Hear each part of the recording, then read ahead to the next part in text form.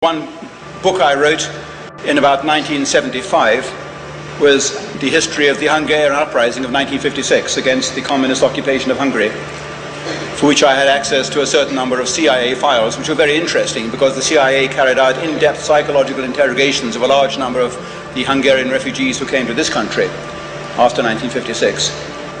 But the odd thing was that when I began writing that book, I discovered from the CIA files that the Hungarian people, when they started that uprising, it began as an anti-Jewish pogrom. It was essentially an anti-Jewish revolution and not an anti-communist revolution to begin with for the first few days. The Hungarian people regarded their government in the 1950s as being a Jewish government.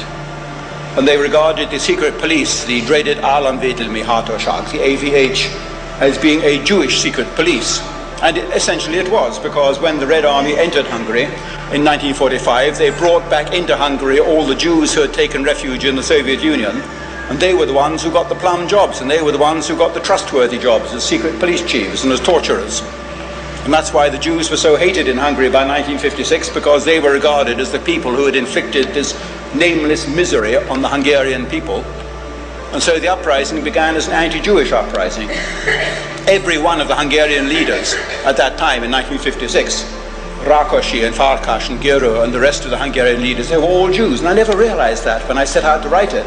It's an extraordinary fact, the way these things are kept away from the public consciousness. In particular, the local population had bitter scores to settle with the Jews, because during the 1 year when those countries were occupied from 1940 to 1941 under the Hitler-Stalin Pact, they were occupied by the Soviet Union.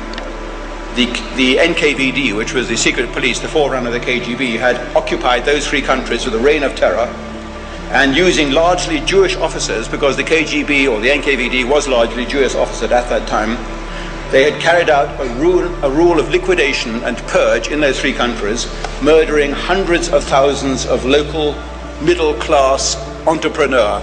The priests, the businessmen, the intellectuals were rounded up, driven off at dead of night by the communists, by these Jewish organizations, and murdered.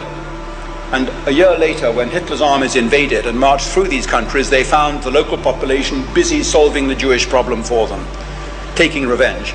Nobody likes talking about that now, but if you read the records, particularly the German military records, where the reports are coming to Hitler's headquarters saying, when we arrived in Riga, we found the local population busy exterminating the Jews, what shall we do? And from Hitler's headquarters back goes a signal saying, don't interfere. Don't interfere. This is the true story of what happened, but it's an unpopular story. And of course, inevitably, when the book came out, I was accused of anti-Semitism for having written it. But what am I supposed to do when you discover something as a historian?